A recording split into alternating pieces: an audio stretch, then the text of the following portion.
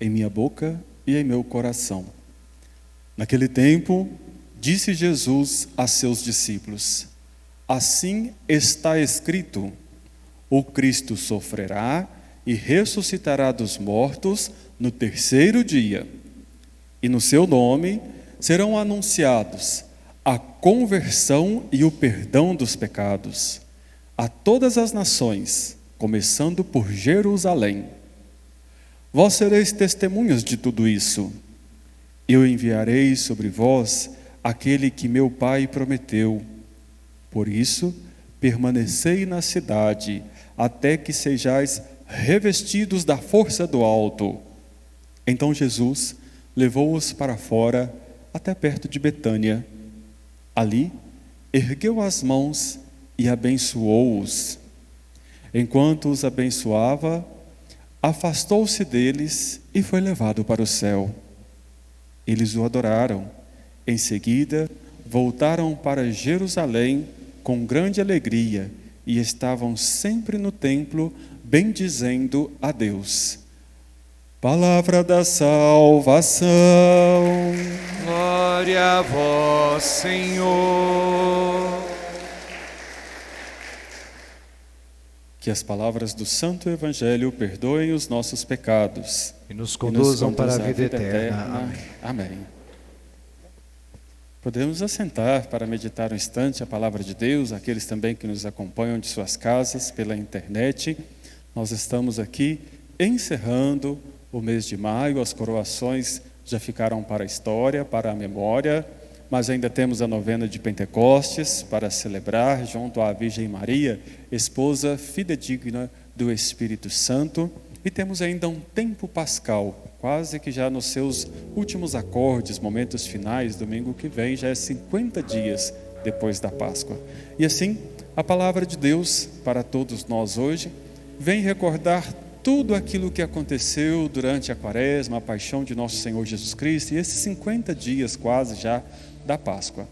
A primeira leitura do livro do Atos dos Apóstolos, assim, o autor sagrado também é Lucas. Lucas escreve o livro dos Atos dos Apóstolos, mas escreve também o Evangelho.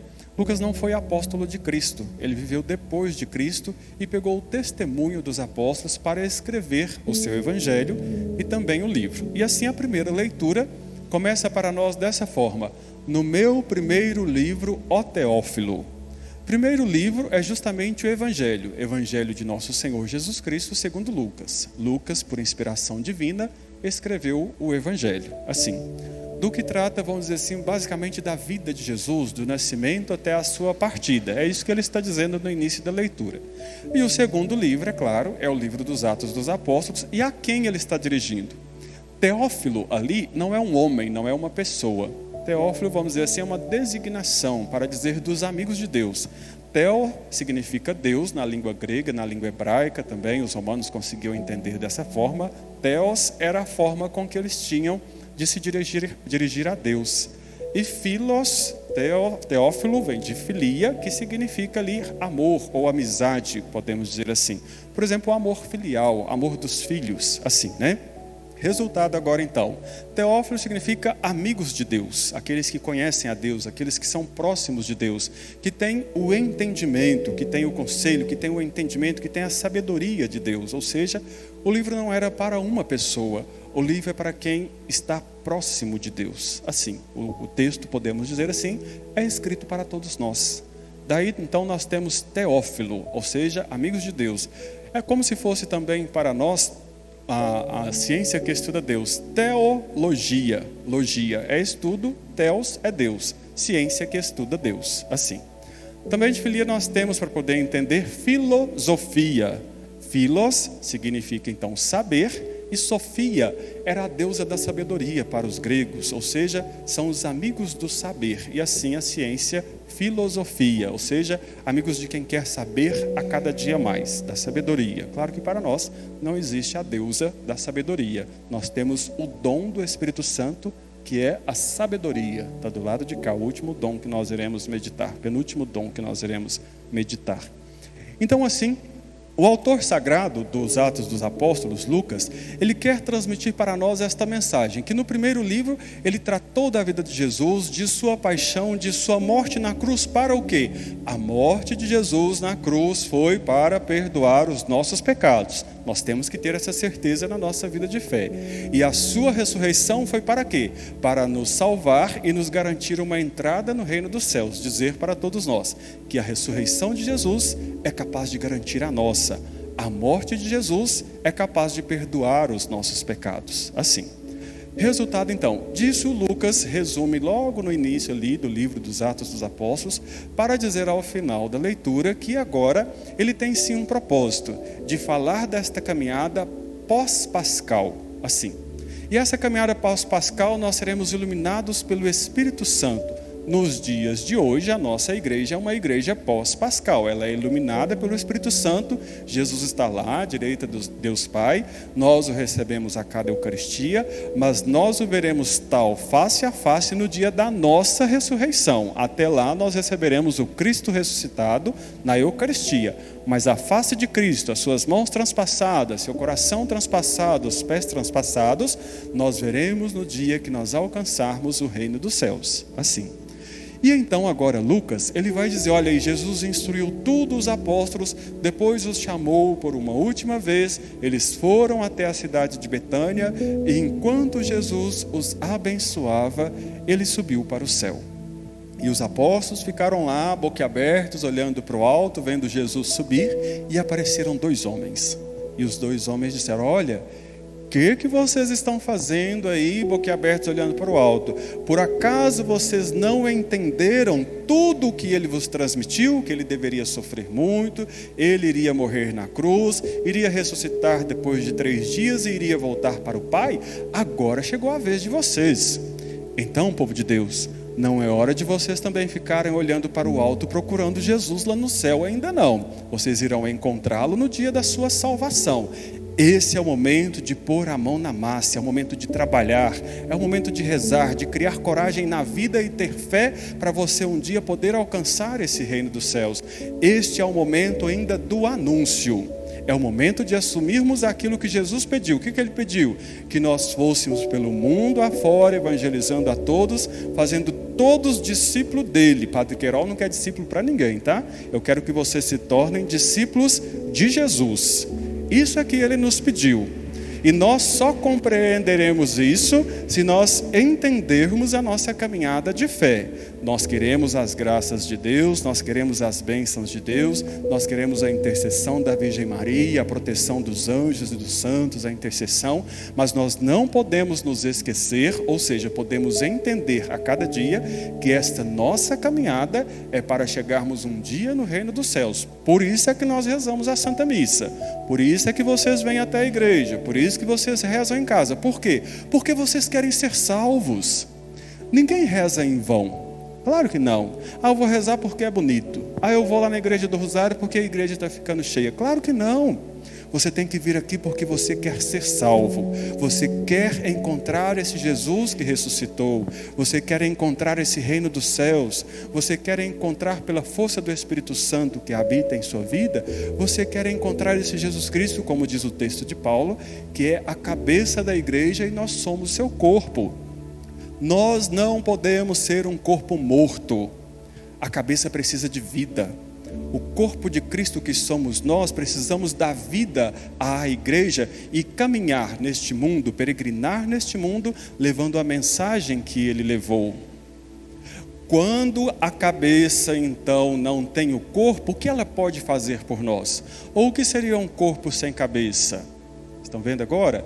Jesus Cristo precisa de nós, embora talvez não precisasse, porque ele poderia fazer tudo sozinho.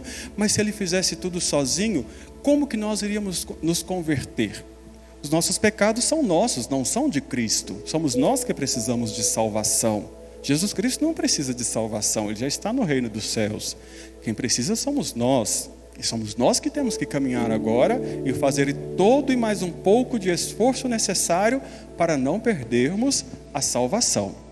Paulo, quando se dirige ao povo de Éfeso, à cidade de Éfeso, ele vai justamente levar esta mensagem de salvação, que Jesus Cristo perdoou os nossos pecados na cruz e na sua ressurreição ele abriu para nós as portas do reino dos céus. O que Paulo foi fazer em Éfeso? Foi fazer aquele povo entender que existe salvação. Então o dom do entendimento é a capacidade que nós temos de compreender qual é a nossa caminhada. Conhecer, vocês já conhecem. Vocês conhecem a Sagrada Escritura, vocês sabem que o Novo Testamento tem 27 livros, vocês conhecem a doutrina da igreja, vocês conhecem o caminho da igreja, mas e entender? É preciso ler a palavra de Deus como quem busca o entendimento que vem do alto. Não é só para ler, para depois ficar dizendo versículos decorados nas caras das pessoas. Não é isso que Deus quer. É preciso entender a palavra de Deus para que ela te dê vida nova e você tenha a capacidade de levar um pouco de ciência para este mundo iluminada por Deus. Que você tenha a coragem de entender a palavra de Deus para dar bons conselhos uns aos outros, a capacidade de entender a palavra de Deus para não sair por aí falando aquilo que não é verdade. A palavra de Deus é a palavra da verdade. É preciso entender desta forma em nossas vidas. É preciso entender que a igreja não é carrasca de ninguém. As normas que ela tem é para a nossa santidade, para a nossa santificação, para que ninguém perca um dia a salvação. O dom do entendimento tem que fazer isso conosco. O dom do entendimento tem que te fazer entender que quando vocês recebem os sacramentos, é para a vida e a salvação de vocês. Vou partilhar aqui rapidamente, eu partilhei ontem, vou partilhar com vocês, não vou dizer o nome, alguém me procurou para conversar. E andava meio decepcionado com família, meio decepcionado com a esposa que está doente, internada. E ela precisa que ele vá até lá ao hospital para fazer companhia. Fala, padre, eu estou quase desistindo, acho que não vou para lá nada, estou desistindo da família, de esposa. Eu falei para ele assim, olha, vou te dizer uma coisa. No dia que o senhor casou espontaneamente, não casou? E ele disse, sim, padre, eu casei sem ser obrigado por ninguém. Eu falei, lá o senhor fez uma promessa, não fez? E ninguém te obrigou a fazer. O senhor fez uma promessa para Deus e para a esposa do senhor. Não foi para os filhos, não foi para o padre, não foi aos convidados e muito menos aos padrinhos. O senhor prometeu que seria fiel na alegria, na tristeza, na saúde e na doença. Chegou o momento da doença. A esposa do senhor precisa do senhor lá no hospital. Vá até lá cumprir sua promessa. O senhor não foi obrigado a prometer, mas agora o senhor tem a obrigação de cumprir. Assim nós temos que entender, e vocês que são casados e casadas, que no entendimento, entender o que é o sacramento, a vida matrimonial. Entender o que é família, que não é coisa descartável. Entender que a Eucaristia não é simplesmente farinha molhada na água, mas pelo entendimento e na fé é o corpo e sangue de Cristo, é o Espírito Santo que te revela no seu coração. Entender que pelo seu batismo você recebeu esta igreja toda como família e a igreja no mundo inteiro, você nasceu para a igreja no dia do seu batismo. Entender que na confissão apaga todos os seus pecados. Se você morresse após a confissão, sua entrada no reino dos céus era direta, era certa, se você fez uma confissão boa, é claro, né? Entender que pelo sacramento da unção dos enfermos, aquele que está doente recebe a força de Deus para se recuperar e perdoa os pecados também. Entender que pelo sacramento da crisma, o entendimento tem que te fazer entender que agora a sua fé é responsabilidade sua, não é do catequista, não é do padrinho, não é do pai da mãe, nem do tio, nem avô. Pelo sacramento da crisma, você assume a sua responsabilidade na fé. O entendimento tem que fazer isso conosco, porque senão vai ser só fachada. Vai ser só ali a enganação, teatro. E olha que tem muitos casamentos se tornando teatro até na celebração. Preocupa-se muito com flores, com tapetes, com vestido, com festa, com damas, com músicas. E a sacralidade, a presença de Deus, se perguntar para alguns noivos, eles não sabem onde está. Nós temos que ter esse cuidado.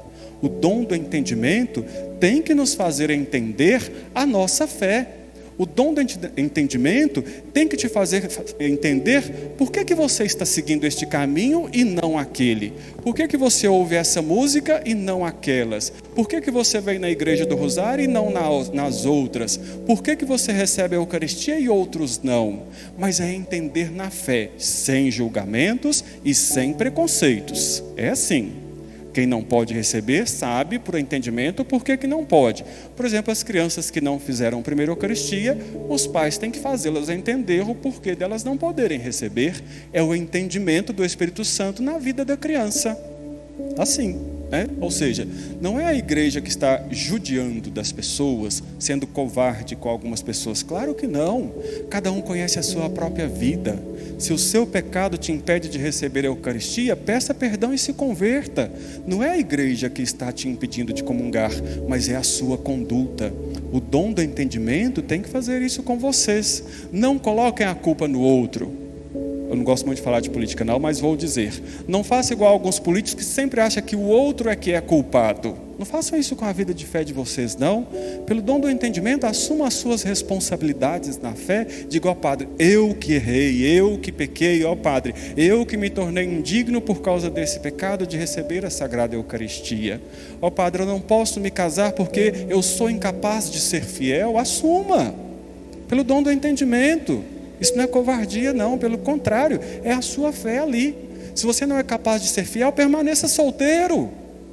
Está vendo agora o que o dom do entendimento tem que fazer conosco? Tem que nos fazer entender a nossa vida de fé. Tem que nos fazer compreender onde nós queremos chegar. Quem não sabe aonde quer chegar, não sabe como caminhar. Estão entendendo agora como é que funciona a vida de fé? Porque agora Jesus, no Evangelho de hoje, ele está dando instrução aqui aos seus discípulos e ele vai dizer que no nome dele são perdoados todos os pecados. Ele começa dizendo assim no Evangelho de Lucas. Quando ele morre na cruz para perdoar o pecado do povo, não é de um nem de alguns, é de todo mundo ou do mundo inteiro. Ele morre por causa do mundo inteiro. Agora, se alguns não vão querer aceitar, é problema deles. Mas quem tem fé em Jesus Cristo tem que compreender que Cristo não é propriedade nossa. Cristo não é propriedade sua, nem da igreja, nem da outra igreja, nem da outra denominação. Cristo é de Deus, veio ao mundo para fazer a vontade de Deus. Mais cedo agora, eu instruí ali num grupo do WhatsApp, dizendo assim, algumas pessoas gostam de usar, eu falo chavão, outros chamam de ditado. Usam assim, nem Cristo agradou todo mundo. Eu digo para vocês, Cristo não tem obrigação de agradar ninguém. Cristo tem a obrigação de fazer a vontade de Deus. Isso não é agradar Deus, é a vontade. Qual é a vontade de Deus em Jesus Cristo? Salvar o mundo. E aí eu explicava, onde está escrito que Jesus tinha que nos agradar? Em lugar nenhum, vocês não vão achar isso na Sagrada Escritura. Quando Pedro quis agradar Jesus, deu errado. Ele falou, olha Senhor, eu darei minha vida por ti. Jesus falava, dar sua vida por mim, Pedro, você me negará 3 vezes. Quando Judas quis agradar Jesus, a mulher está lá lavando os pés de Jesus com o perfume que perfumou a casa inteira. E aí Judas diz, olha Senhor, por que a gente não pegou esse perfume e deu dinheiro aos pobres? E aí Jesus responde, olha Judas, pobres sempre teremos, quanto a mim vocês não me terão convosco. E Judas pega aquele dinheiro e traz Jesus. Deu errado. Quando os 2 discípulos, Tiago e João, queriam agradar Jesus, a mãe deles diz, olha Senhor, permita que os meus 2 filhos estejam sentados, um à minha direita, outra à minha esquerda. Aí Jesus diz, olha, você mulher não sabe o que pede, por acaso vocês podem beber o cálice que eu vou beber? Aí eles respondem, sim Senhor, podemos, os 2 irmãos tentando agradar.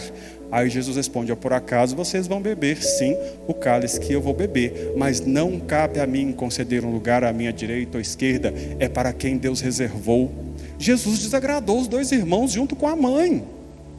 Está vendo? Jesus não veio fazer as nossas vontades, Jesus vai mostrar na sua cara os seus pecados. É isso que ele veio fazer, ele veio te desagradar. É isso que Jesus veio fazer. Ele não veio agradar ninguém, ele veio fazer a vontade de Deus Pai.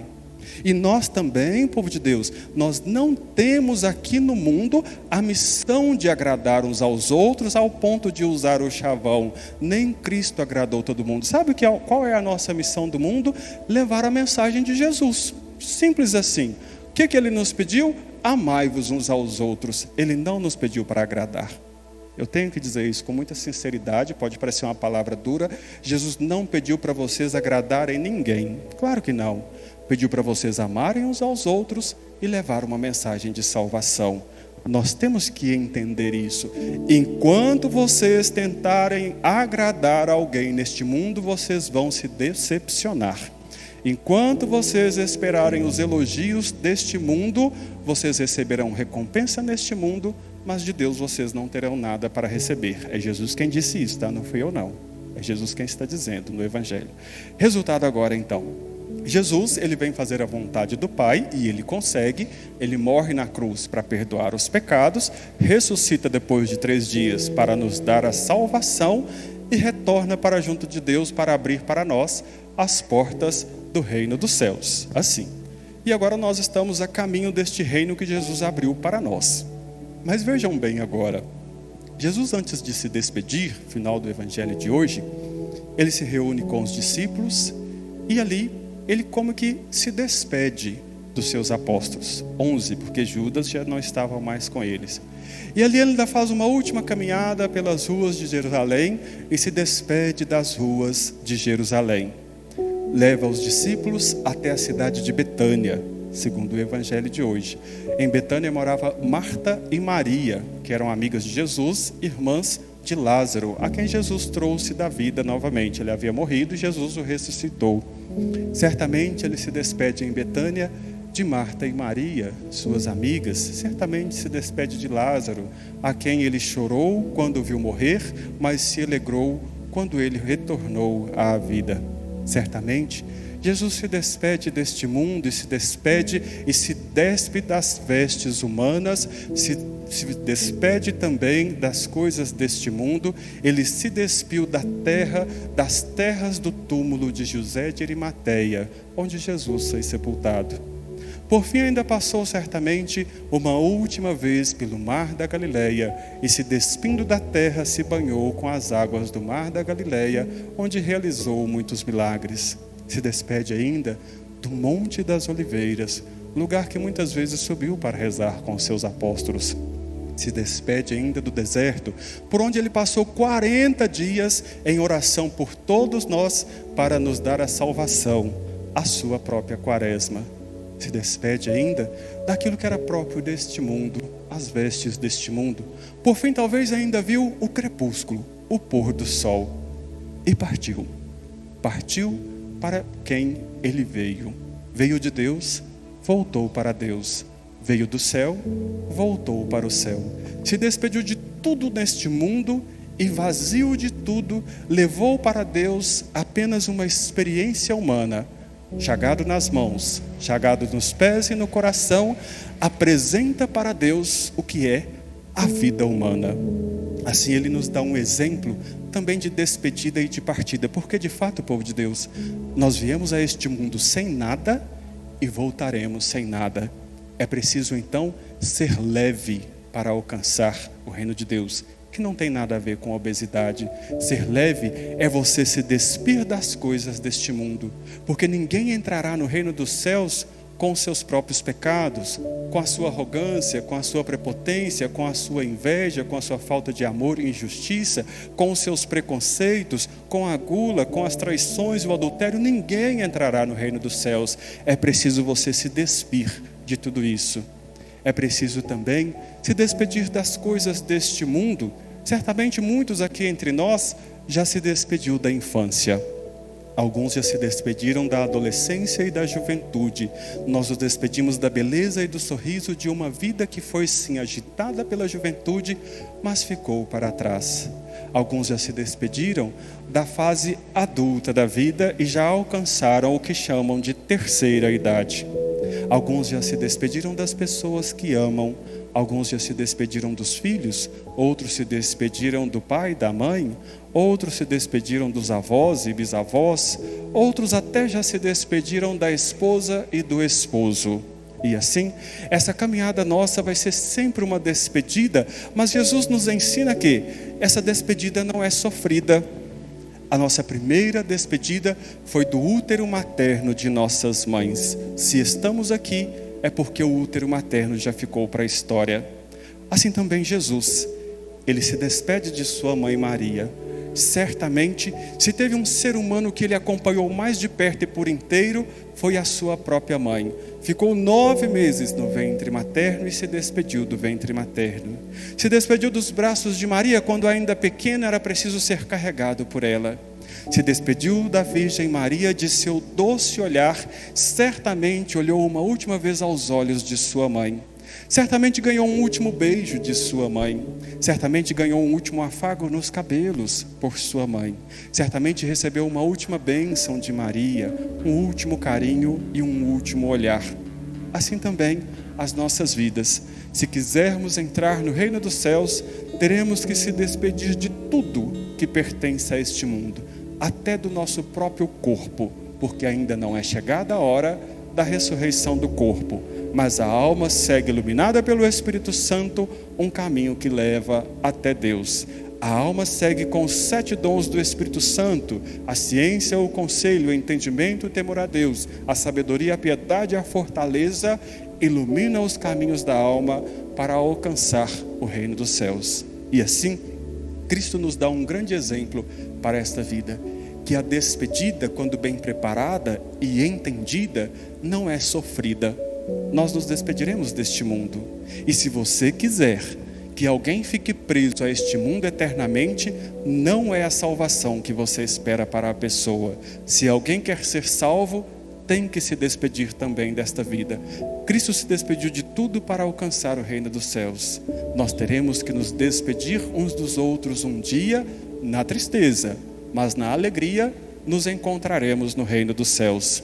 Se nós desejarmos uns para os outros, não há esta despedida. Se você não quer que alguém se despeça de ti, você não quer a salvação. Se você desejar que alguém fique por aqui, você está desejando a condenação para esta pessoa, porque quem não alcança o reino dos céus, recebe a condenação de presente. Que a vida de Jesus Cristo nos faça entender pelo dom do Espírito Santo que essa vida é passageira, que nós não devemos nada a este mundo, nem as obrigações nós devemos é para Deus. Nós temos uma obrigação e uma promessa para cumprir com Deus. Nós pertencemos a Deus e teremos que voltar para Ele. Nosso Espírito Santo que habita em nós, cada um recebeu o seu na graça do batismo, tem que te mostrar como que você vai alcançar as portas do reino dos céus. E vai ser se despedindo desta vida que você alcançará o reino dos céus. Aqueles que vieram rezar o 7º dia encerra o luto na igreja. Acreditem vocês que não é pela tristeza de haver perdido, mas é pela alegria do reencontro. Sejamos leves uns para os outros, para que a carga não se torne pesada na caminhada para o reino dos céus. Sejamos leves uns para os outros, porque só é possível subir para o reino dos céus na leveza. Quando Cristo sobe para o reino dos céus, Ele não leva pecados, Ele não leva as coisas deste mundo, Ele não leva os bens materiais. Se nós quisermos subir um dia para o reino dos céus, teremos que deixar para trás as nossas vestes, os nossos carros, nossas casas, nossos bens materiais, o nosso dinheiro, a nossa própria vida de família, teremos que deixar para trás. Caso contrário, não entraremos levemente no reino dos céus. Que o ministério de Cristo, sua vida sagrada, nos ensine a ser leves, para que nós possamos um dia, trilhando e peregrinando esta vida, possamos nos despedir de tudo e alcançarmos também a vida eterna. Creio em Deus Pai,